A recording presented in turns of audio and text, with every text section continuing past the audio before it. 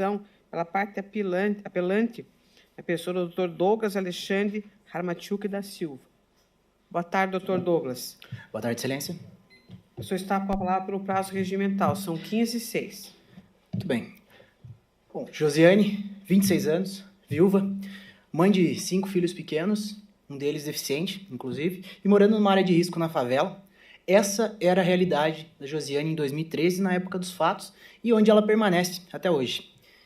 No ano de 2013, ela se inscreveu no sorteio Minha Casa Minha Vida, Coab, Curitiba, e ela foi contemplada com a ordem 69, número 1 daquele sorteio. No dia 20 de agosto de 2014, ela recebeu a assistência social na sua casa, que trouxe basicamente a boa nova, que ela seria reassentada num empreendimento específico, Moradia Pinheiros, bairro Santa Cândida, em Curitiba. E a previsão da mudança dela era de novembro daquele mesmo ano. Essa declaração foi escrita, entregue, assinada, datada, está aqui, está no processo, pela assistente social Marinês Souza. Em síntese, com os dados atualizados e a declaração em mãos, Josiane tinha aqui, de fato, o direito adquirido desse imóvel.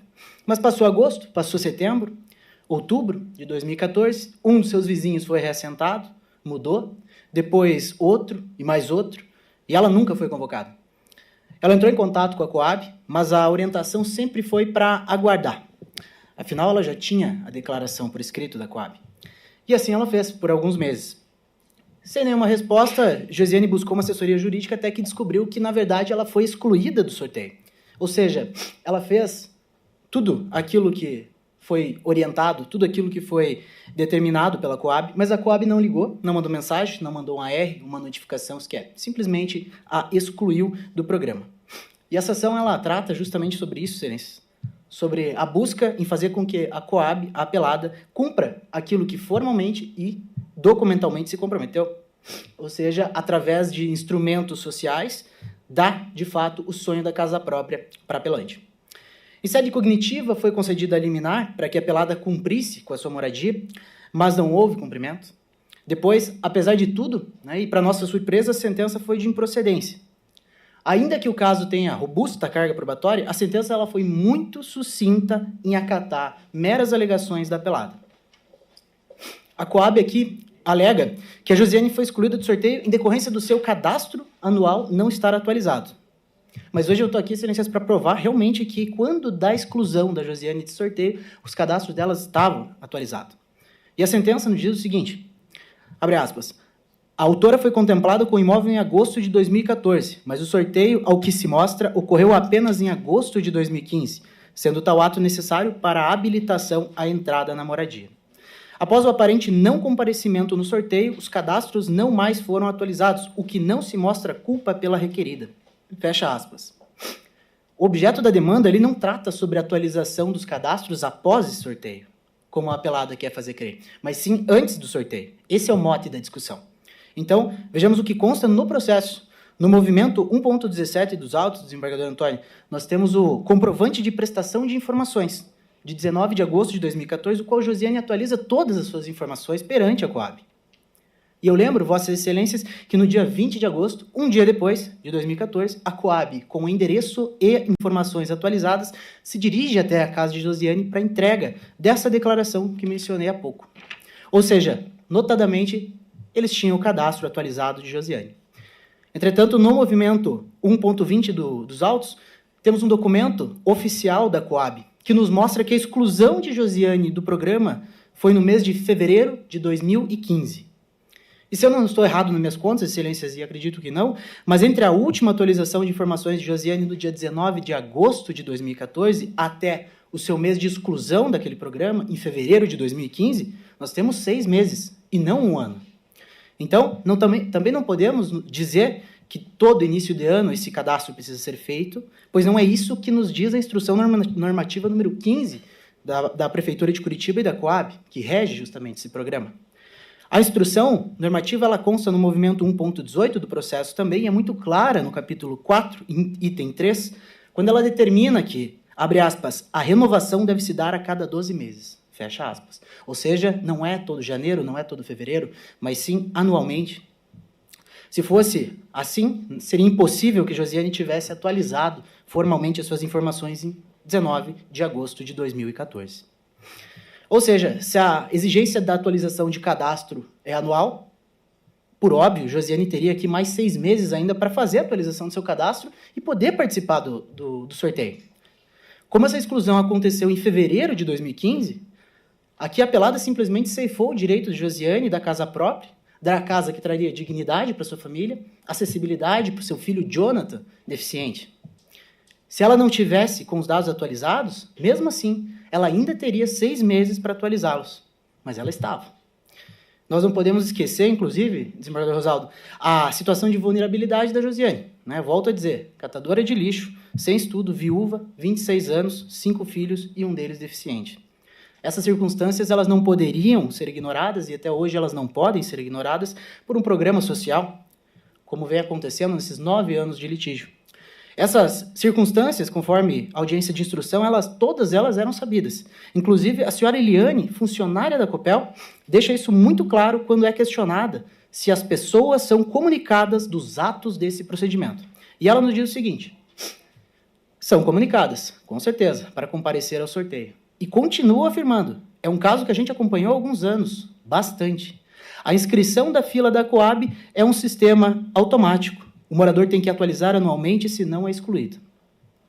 A comunicação do sorteio é feita por escrito, com data, local e horário, com o nome do morador. Fecha aspas.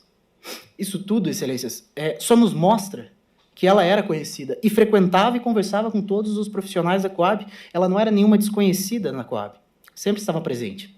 E como tinham seus dados atualizados, poderiam tê-la notificado, assim como fizeram de todos os outros atos do procedimento anteriormente. Se o sorteio aconteceu em agosto de 2015, e essa comunicação, conforme diz a senhora Eliane, é prévia, é escrita, é com data, local, horário e nome de morador, onde é que está essa notificação? Ela não existe, porque eu volto a dizer que a robusta carga probatória do processo nos apresenta. Josiane foi excluída irregularmente do cadastro desse sorteio em fevereiro de 2015, mesmo com uma janela de 6 meses para atualizar o seu cadastro.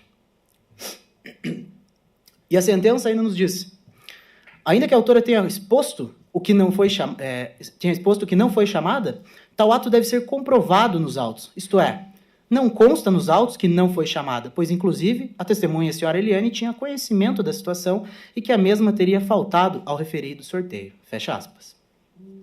Em síntese, a sentença basicamente declara que a Josiane deveria ter provado nos autos que não foi chamada. Desembargadores, eu sequer vou entrar no mérito aqui sobre a impossibilidade de produção de uma prova negativa ou como seria diabólica Josiane produzir tal prova no processo. Com todo respeito, tenho certeza que Vossas Excelências não compactariam com isso. Mas eu destaco mais uma vez a instrução normativa número 15 da Prefeitura, né? No movimento 1.18 do processo, capítulo 5, tópico 1.3, abre aspas. Inscritos sorteados que não compareceram à reunião deverão ser contatados por telefone e e-mail, verificando o interesse no programa. Não obtendo êxito nesse contato, deverá ser encaminhada correspondência AR ao inscrito com publicação em relação em edital no site da Coab. Esgotadas essas tentativas e não havendo localização no inscrito, então sua inscrição será excluída. Fecha aspas. E nessa mesma linha, todos os procedimentos descritos nessa instrução normativa, elas destacam o dever da apelada em informar, comunicar, notificar sobre o passo a passo dos procedimentos. Afinal, nós não podemos também esquecer que as famílias que aderem nesse programa, elas são extremamente vulneráveis, humildes, muitas delas analfabetas, como é o caso de Josiane, e também hipossuficiente em todos os sentidos. É para isso que esse programa foi criado, combater as injustiças sociais, garantir que a população tenha acesso aos seus direitos. A realidade é que, por algumas razões enigmáticas, os direitos de Josiane e de seus filhos aqui foram e ainda continuam sendo violados. E ninguém aqui vai poder reverter os 9 anos já passados dessa família, os danos causados, sejam eles morais ou materiais. Todavia, desembargadores, Vossas Excelências hoje estão sendo agraciados com a oportunidade de, na verdade, remodelar o futuro ou até mesmo o destino dessa família, proporcionando a justiça merecida, urgente e tão necessária. Então, eu finalizo meu pedido com o provimento do recurso de apelação para que reforme a sentença na sua integralidade, no sentido de reconhecer a irregularidade da exclusão de Josiane do programa Minha Casa Minha Vida, Coab Curitiba, e com isso o provimento dos pedidos de conversão de obrigação de fazer e a condenação da apelada em danos morais, conforme consta do apelo. Eram essas as minhas razões, senhora presidente. Muito obrigado por me ouvirem, pela atenção. Nós agradecemos. Com a palavra o relator. Muito obrigado, senhora presidente. Parabenizo inicialmente o advogado pela clareza de suas sustentações, pela sua combatividade. E aqui, fundamentalmente, se indaga se a autora se desincumbiu ou não do seu ônus de provar o direito alegado, afinal, se efetivamente se inscreveu regularmente ou se renovou o cadastro junto ao órgão de habitação popular. Então, foi mencionado aqui que a apelante é uma pessoa vulnerável, merecedora, portanto, de toda a nossa consideração, especial consideração. Alguns pontos que Sua Excelência, o advogado, abordou na tribuna não estão contempladas na minuta de voto, talvez, possivelmente, porque é possível que haja alguma eventual dissociação entre os termos do recurso escrito que foi apresentado e agora a sustentação oral que foi feita nesse instante. Então, para homenagear esse zelo, eu vou pedir vista dos autos para que eu possa, então, reexaminar a questão probatória. E aí, senhora presidente, eu estou prestes a solicitar um afastamento. Eu acredito que na semana que vem eu estarei em exercício, mas eu dependo de uma decisão médica. Se, eventualmente, eu não estiver presente por um eventual afastamento, certamente o advogado será, então, intimado da nova reinclusão em pauta. Mas, a princípio, senhora presidente, eu gostaria de pedir vista para a primeira sessão que eu vier a participar aqui na Câmara. Obrigado, Então, fica adiado o julgamento com pedido de vista do próprio relator, a princípio, para a próxima sessão. Vamos aguardar. Obrigado.